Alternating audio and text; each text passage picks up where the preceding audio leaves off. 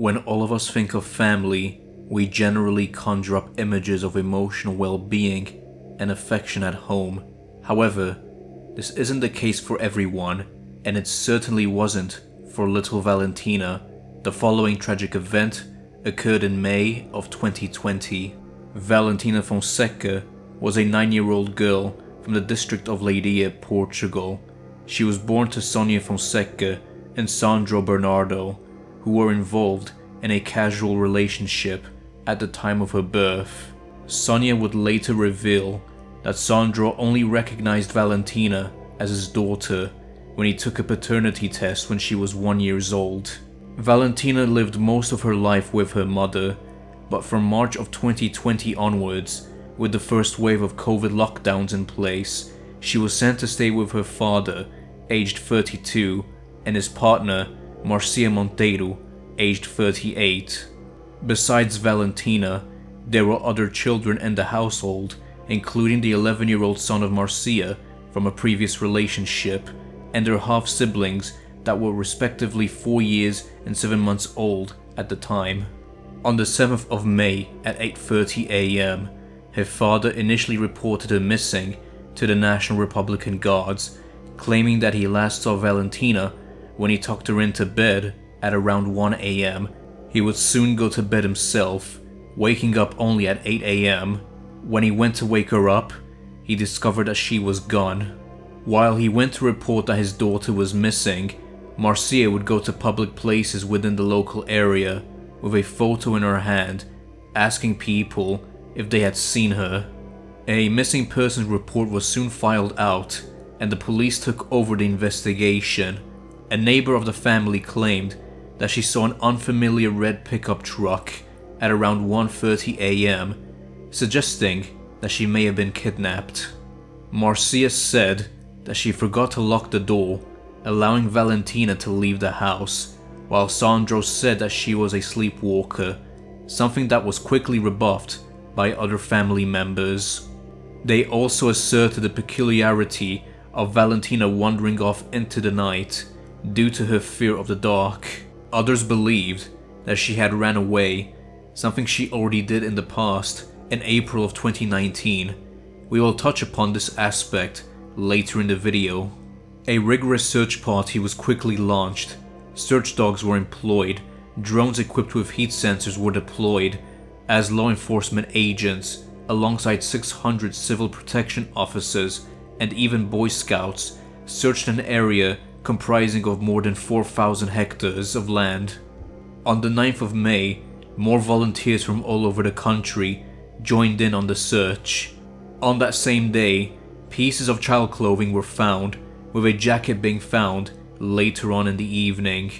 When the police showed these items to Sandro and Marcia, they told the officers that they didn't recognize them as belonging to Valentina.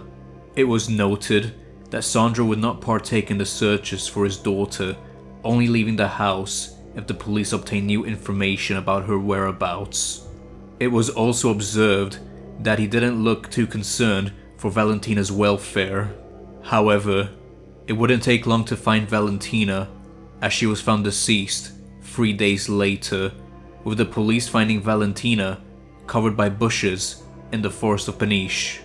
Both Sandro and Marcia were arrested on the same day, with Sandro quickly confessing his heinous crime to the police, revealing the location of her corpse. But the confession only happened because the police had already obtained strong evidence pinpointing the couple as the culprits behind Valentina's death.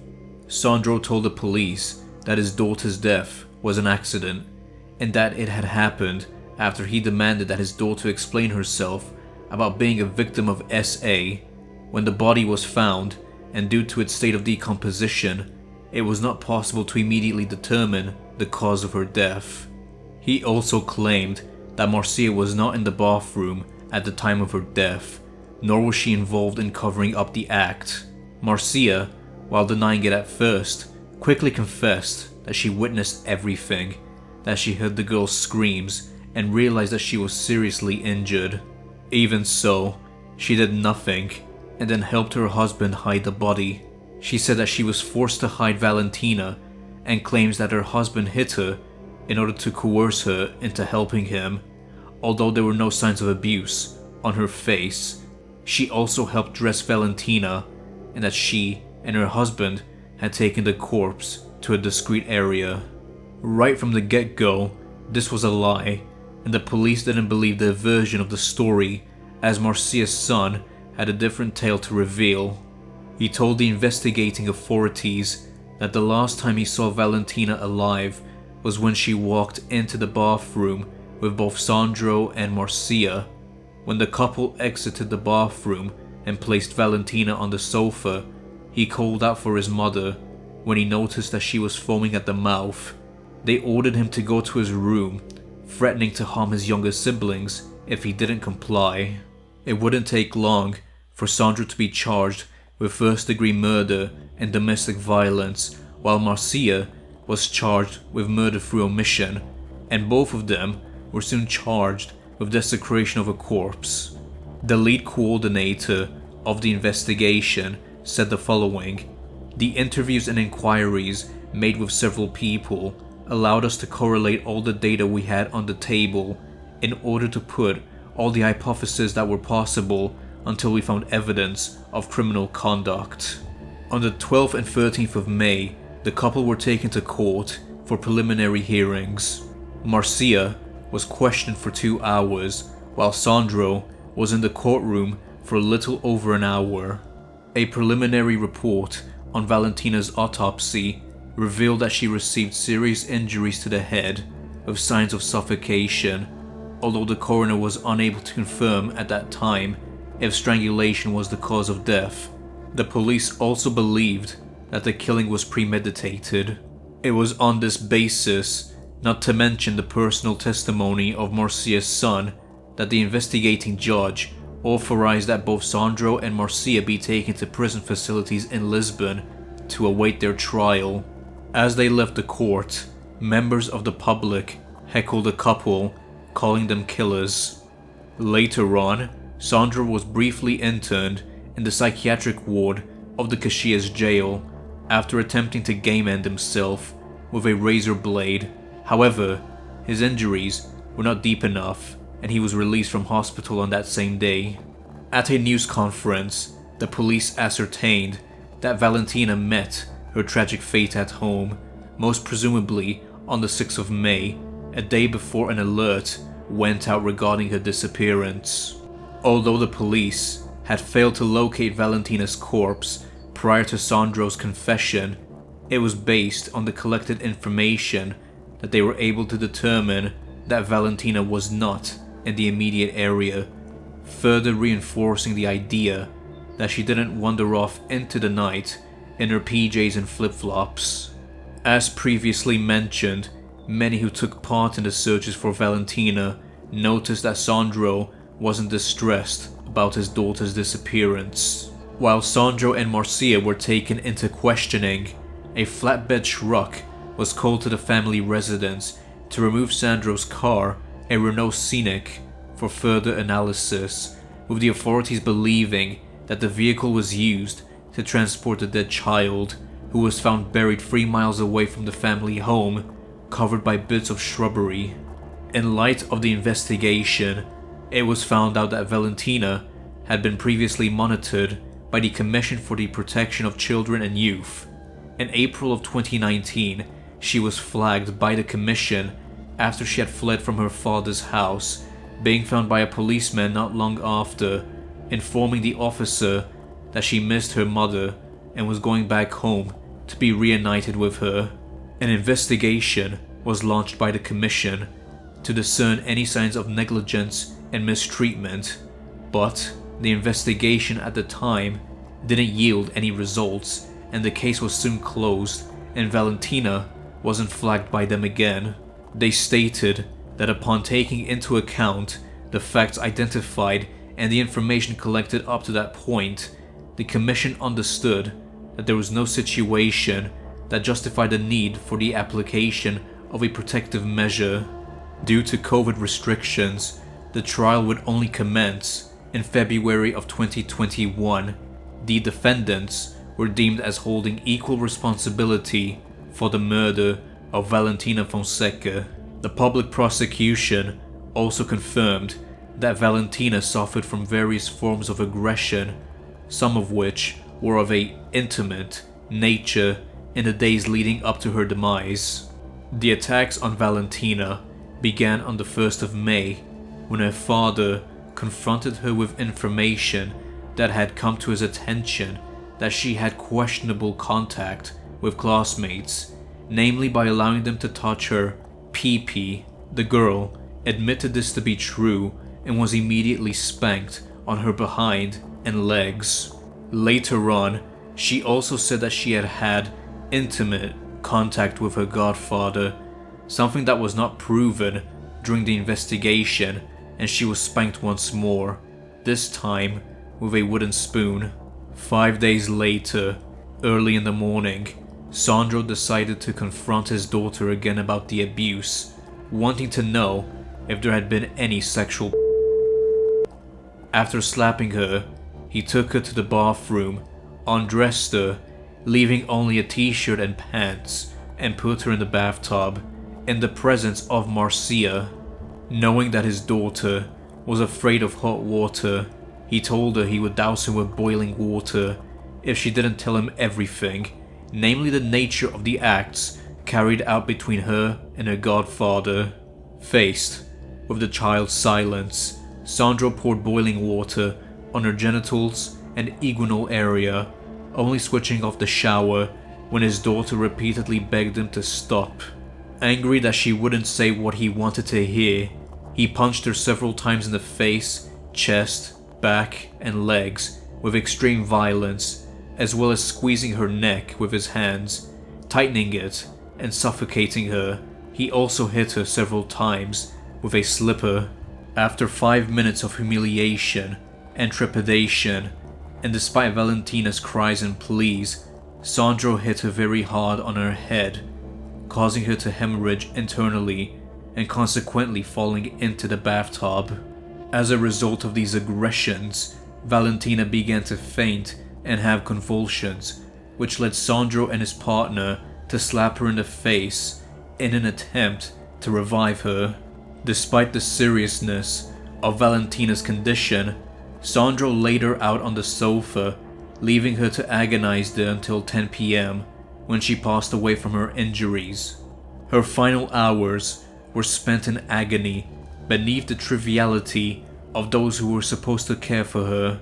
For example, Marcia would casually watch television and do the laundry while Valentina was left to die. According to the judge, the attacks were barbaric, and he was perplexed by the excessive violence and brutality of the murder. According to the prosecution, Sandro and Marcia left Valentina to agonize in the presence of other minors, indifferent to her intense suffering. The final autopsy report into Valentina's death documents that the child died due to cerebral contusion with subarachnoid hemorrhage. The court confirmed that the injury was caused by the assaults inflicted upon her and not by a fall, as the defense had argued. The report also stated that the injuries found on Valentina denote the existence of clear aggression through violent blunt action, typical of a beating, and therefore was not produced by a convulsive crisis. After falling into the bathtub, the injuries caused a loss of consciousness, cerebral edema, and a hemorrhage. Evidence of asphyxiation was also found, given that the infiltrations in the deeper planes of the neck are signs of the existence of force that may have produced a constriction of the neck. Sandro always defended that Valentina's death was an accident. He explained that he was in the bathroom with the girl, trying to find out if his daughter had been SA'd by her godfather. Sandro continued to insist, and Valentina wouldn't tell him. He explained that he had never hit her, but that Valentina had a seizure, and that her death had resulted from this incident. He was, however, unable to explain the violent injuries seen in the autopsy of the body. The prosecution was also able to prove that Sandro and Marcia agreed on what they were going to tell the police, and how Valentina had sleepwalked out of the house.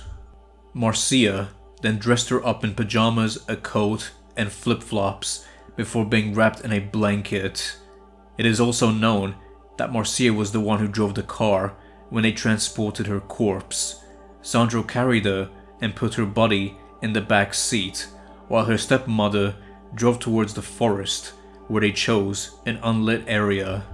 The couple were caught on CCTV after 10 p.m. The images were taken at a petrol station in Peniche. This piece of evidence was crucial because, as Sandro told the authorities, he hadn't left the house on the night of the murder, which proves from the outset that he had lied on that occasion, reinforcing the prosecution's argument that he was hiding something. When she was found 4 days later, her body was found in such a state that the possibility of an accidental death was immediately ruled out. On the 21st of April 2021, the couple were found guilty for the murder of Valentina Fonseca.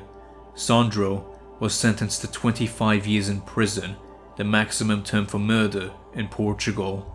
22 years for the death of his child, 18 months for desecrating her corpse, and 9 months for omission of murder. He was also handed a fine for wasting state resources. He didn't show any remorse during the trial or when he was sentenced. Marcia was handed down a sentence of 18 years and 9 months behind bars for desecration of the corpse and first-degree murder by omission. In November of 2021, they appealed their sentences and saw their terms being reduced. Sandro saw his sentence reduced from 25 to 24 years, while Marcia had her sentence cut in half from the original 18 years and 9 months to a mere 9 years in prison, with the possibility of parole after serving 4 years behind bars. According to the Court of Appeals, it was determined that she had no involvement in the aggressions that caused Valentina to die from a brain hemorrhage, although it was pointed out that Marcia was the only person within the household that could have intervened to stop her mistreatment. Supposedly, Marcia had asked Sandro to stop his aggressions against Valentina, to no avail, a fact that had been omitted by the first panel of judges. The Coimbra Court of Appeal had decided to reduce Sandro's prison sentence on the basis that had to do with premeditation, reflection, or persistence in the will to kill, which the court believed did not exist, explaining that premeditation reveals an attitude of mental elaboration and reflection of the criminal purpose of the individual, deserving an increased censorship of the conduct, and the reflection on the means employed and the persistence in the will to kill for more than 24 hours are indications of this coldness of mind. However, in 2022, the Supreme Court of Justice would reinstate the original sentences imposed on Sandro and Marcia as handed down by the Court of Leiria. In a television interview, Sonia Fonseca revealed that she last spoke to Valentina on the 3rd of May, 3 days before her death. They spoke on the phone and everything seemed fine. Valentina's final words to her mother were, "Mom, you're such a bore, but I love you very much." She found out about her daughter's death through the news. She would rush over to her aunt, saying, "I told my aunt that it wasn't my daughter there, that my daughter had to be alive. I reached the end of the alley where my aunt lives and fell to the ground without any strength left." She also said that Valentina got along with Marcia very well and that she never returned home with any visible signs of abuse. They would usually go on trips to the beach. It was also through Marcia that Sonia found out that Valentina was missing. She also believed that Valentina was murdered because she witnessed something she wasn't meant to see, posing as a threat to the couple. It is unclear if this is truly the case. In fact, I was unable to find a motive for the crime. If Sandro had been truly concerned for the welfare of his daughter and her alleged contacts with her godfather, he would offer Valentina support for her trauma instead of inflicting violence upon a defenseless child. This case caused an enormous outrage in the country, yet despite the notoriety it achieved over the months before the trial commenced, it received little international attention. While the original sentences imposed on the couple were reinstated, it highlights the fragilities of Portuguese law concerning violent crime and the humanistic approach taken by the courts to incarcerate dangerous criminals with lenient punishments. A symptom of sickness pervades the country's judicial system, as justice is rarely meted out correctly. The death of Valentina was horrific to read, the moments leading up to her torture and her subsequent demise. It is truly sickening. It is on this sad note that I end the video here. I want to say thank you to those who watched the video until the very end, and until next time, stay alive.